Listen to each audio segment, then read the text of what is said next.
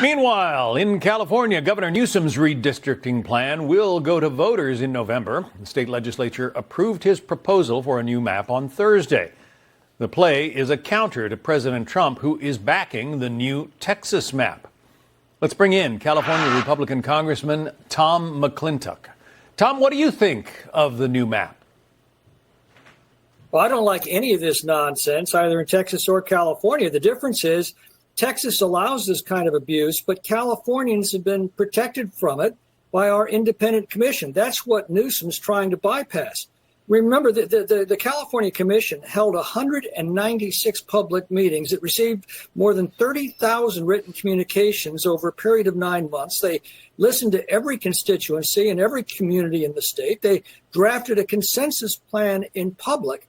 This Gavinmander was drafted behind closed doors in a matter of days. Well, I want to put up something that Gavin Newsom posted on Twitter. And in it, he says, it's direct democracy that gives us a fighting chance to stop Donald Trump's election rigging. He says this is a very democratic thing he's doing, trying to override the state elections board. Your response?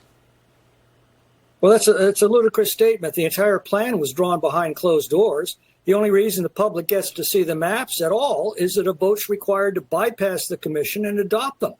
And I think that this is going to end up being a huge headache for Newsom because he's going to have to justify to many small towns like Lodi why they're being split into 3 congressional districts. And he's going to have to explain to people in rural towns like Alturas, whose congressman is going to be chosen by voters 300 miles away in Marin County. So I don't think that the Democrats are going to succeed with this. Remember, they already tried to abolish this commission in 2010 with Prop 27. Voters rejected that 60-40. I think most Americans, whatever their political views are, have an innate sense of fairness. And I think that's going to be decisive on November 4th when they go to vote. So you don't necessarily think these new maps that the governor proposes, you don't necessarily think they're going to pass? No, already liberal good government groups like the League of Women Voters are opposing it. A Common Cause initially opposed it and then withdrew its opposition under pressure. Arnold Schwarzenegger, who has impeccable credentials among independent voters, is campaigning against it. And also, I think Californians are tiring of Gavin Newsom. So I think he's bitten off far more than he can chew. Well, he's rumored to want to run for president. You think this is part of his launching pad? I'm sure that's how he's getting attention, but I think when all of this plays out, it's going to be the wrong kind of attention. I think people are going to get a clear measure of the political partisanship of this man, and also the story. Californians are leaving in droves now because of the policies that he's enacted and stood behind. Yeah, and it's not just California residents; it's California businesses. I want to put up a statement from Marcus Lemonis, who is the head of Bed Bath & Beyond. He says, "We will not open retail stores in California. This isn't about politics. It's about reality.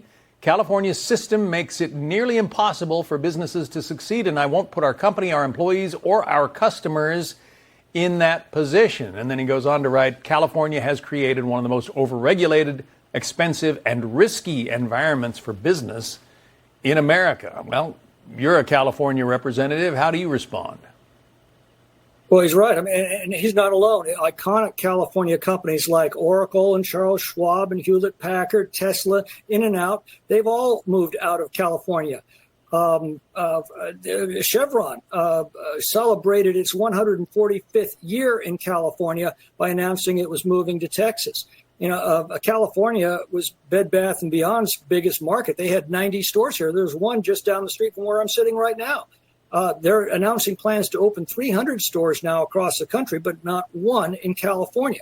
And this is precisely the point and why I think it's related to the whole redistricting question. Wherever leftist policy takes hold, you see the quality of life decline. Ultimately, families and businesses vote with their feet and leave. That's what's been happening in California. In the last decade, about 2.5 million more people have moved out of California than have moved in.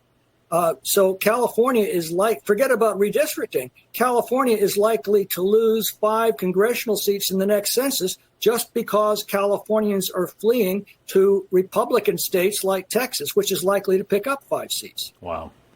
Congressman Tom McClintock, a Republican from California, thank you.